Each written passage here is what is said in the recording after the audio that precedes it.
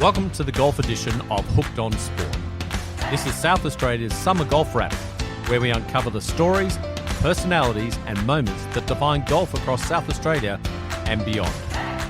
It's time to talk golf with sports commentator Ben Hook and state golf representative Sophie Hilditch. Hello everyone and welcome to an emergency episode of Hooked on Sport, the golf episodes. We are one show in and we needed an emergency episode because, well, the walls collapsed at Hooked on Sport HQ this morning with the news that LIV is officially going to Kooyonga in 2027. The rumours had abounded, but it has landed so quickly and with such stealth that I would guess it's been a jolt for those in the golf community more so than those outside of it. To make sense of it all, joining me as always is Sophie Hilditch. Soph, a snap judgment on this incredible news. Hey, Hookie. Yes, we definitely needed an emergency podcast for today. I mean, Kooyonga hosting LIV Golf in 2027.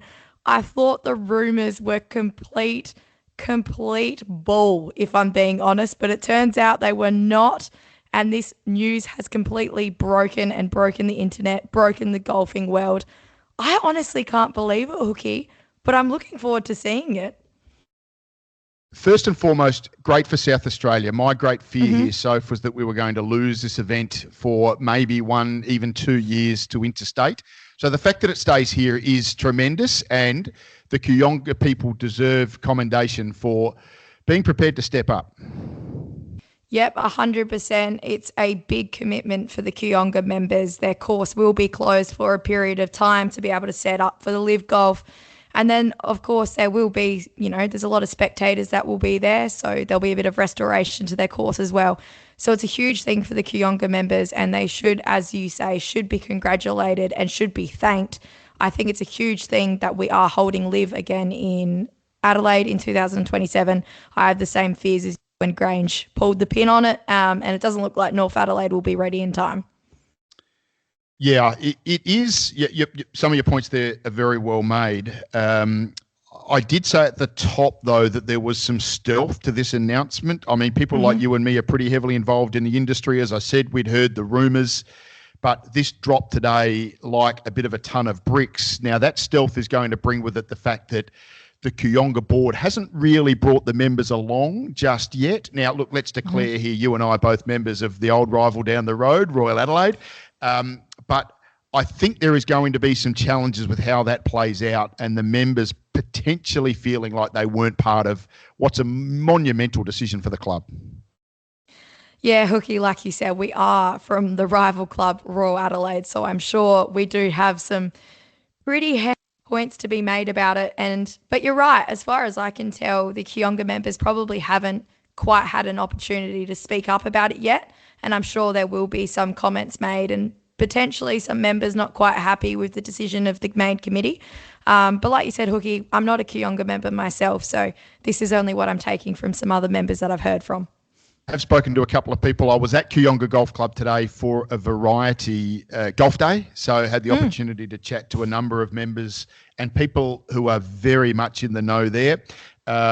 Look, Roger Rashid is one of them. He was the guest speaker at the event. He's a great mate of Greg Norman, was probably one of the guys who was instrumental in making the inaugural address, and he is adamant that this is going to be an amazing event for Kooyonga. So I certainly can understand the positioning around that.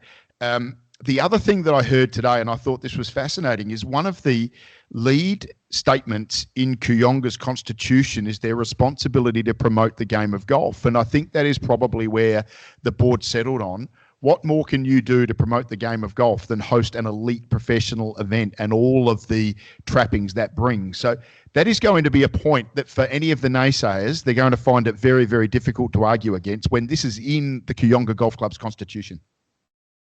Yeah, well, I didn't know that, Hookie, so it's an excellent point, and it will be hard to argue against that, that's for sure. And you're right. I mean, LIV is promoting the game of golf. It was pretty noticeable at Grange Adelaide how many youngsters and how many new people we did have to the game of golf, and how many people have started playing golf around Adelaide since LIV emerged. So there's no doubt that it is growing the game. I actually hate that phrase, but it's true. It is. Yeah, and South Australia, us as a state, deserve to be commended for what we've done with golf in the last 10 years. We took on the Women's Australian Open when it was at its lowest ebb after an event that was largely unsuccessful at Royal Melbourne, I think in around about 2015. And South Australia took it on for what was going to be 6 years. And of course, that was curtailed by COVID. It's fascinating that Golf Australia has come back to South Australia and asked them to take over hosting of the Women's Australian Open once again. That'll be at Kooyonga in 2026. And we don't know. We haven't heard anything official, but I would be stunned if that's not at Royal Adelaide in 2027, and maybe Grange comes back into that rotation. Even potentially the Glenelg Golf Club and the renovations that they've done, Soph, and we've talked about those in our opening episode last week. But, I mean, the one underlying feeling I have here is that our reputation as wonderful hosts of professional golf events will continue into the future, not only with LIV, but also the Women's Oz. Yeah, 100%. And you make a good point. I actually do love the fact that the women are coming in 2026 to Kooyonga, because it's going to be a completely different setup for the men at LIV. So I cannot wait to see how they set it up for the women. We know the women obviously don't hit it as far as the men, but God, are they accurate, they're straight.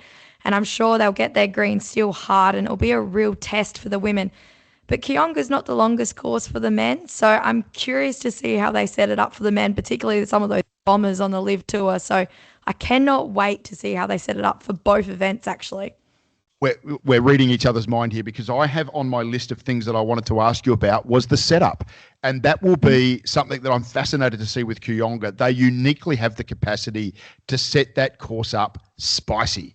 They can get it nuclear hard and fast. And you've probably played amateur events where it has been set up really, really firm and fast. And I think it's going to need to be like that at the men's professional level. They're going to have to get those greens really firm and running out, and the fairways running out. Otherwise, it'll be a bit of a pillow fight birdie fest for the quality of player that's going to be here for LIV 2027. 100%. You're right. I have had the privilege of playing the Australian amateur at Kooyonga, and I can tell you now they have the ability to get their greens like cement, and it's exactly what they'll need to do for the boys. It will be, I expect, that's exactly what they'll do. They won't be able to stop wedges, and they'll have to be a bit creative around those greens, particularly because a lot of them are elevated and there's a lot of slopes in that greens and a lot of clever bunkering at Kooyonga. So it will be a tough task, potentially tougher than Grange for those boys. Let's talk about a couple of the other issues that are going to be confronted by LIV when they head to Kooyonga, not least of which is finding a way to get, well, potentially 30,000 fans each day onto the course. I just do not see how that works. And I also don't see how they're going to be able to manage the concert that's been such a feature of LIV Golf, Soph. Yeah, well, like we've spoken about, Grange has the two courses, so it's quite easy for them to be able to, you know, take out a few of the holes from the east course and the west course and be able to set up all the stands, particularly the party hole as well. And the stage was a massive feature. I'm not quite sure where they're going to put that at Kooyonga. They might have to do something with, they've got a second chipping green at the moment, so maybe somewhere there where it's a bit hidden. But it will be interesting to see. I think it's going to be a bit of a challenge to get that kind of infrastructure up around Kooyonga. It's a bit tighter than what Grange have.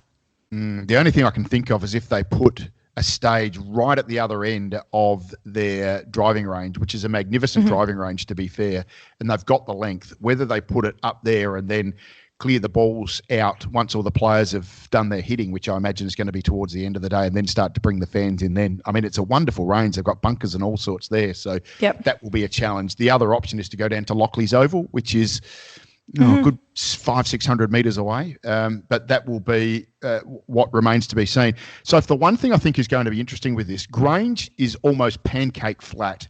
There is some elevation change at Kooyonga, and I do think we will get, as a result, some really good TV angles. I think we'll be able to see a little bit more drama with the elevation change. If you think about 6, 7, 8, 12, 13, all of those holes have some elevation change. So I think that will make for great TV at least. Yeah, that's a good point, Hookie. In fact, our listeners should go back and watch some of the YouTube clips from the Aussie Open, like you said, back in the day. from a bird's eye view, Kooyonga is just a beautiful setting. And you're right, with that elevation where they can get some of their towers, how they'll be able to see the balls landing and everything. I think it's going to be spectacular.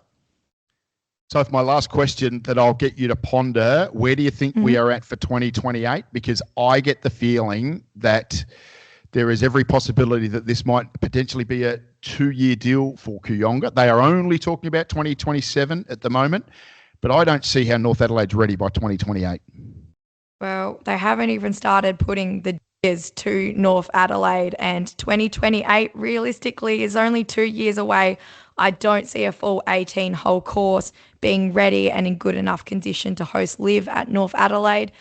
So I tend to agree with you, Hookie. I think Kooyonga might be up for 2 years, but like you said, it hasn't been mentioned. It's only been 2027, and potentially it could be what their members have to say about it after they host it in 2027. I think it is going to be a bit of a change of pace. I know the spectators at Grange are always great fun, but there's obviously a few beer cans around and everything like that, and probably not quite what their membership is used to. So, look, we'll have to see, but I've got a feeling Kooyonga could be hosting in 2028 again. Well, there you go. That is our take on the enormous news of the day that LIV Golf is heading to the Kooyonga Golf Club in 2027. Grange next year, Kooyonga the year after. So for our next episode, we do a club in focus and we talk about the course and what we like and what we don't like. I guarantee you we're going to be talking about Kooyonga and breaking that apart next week because it is heading towards not one but 2 professional tournaments now. It's tremendously exciting. Yep, that's absolutely a no-brainer, Hookie. I actually can't wait to talk about Kooyonga. We might be rivals. I hate to admit it, but I do love the course. I am very, very excited to pick your brain and pick your thoughts about it.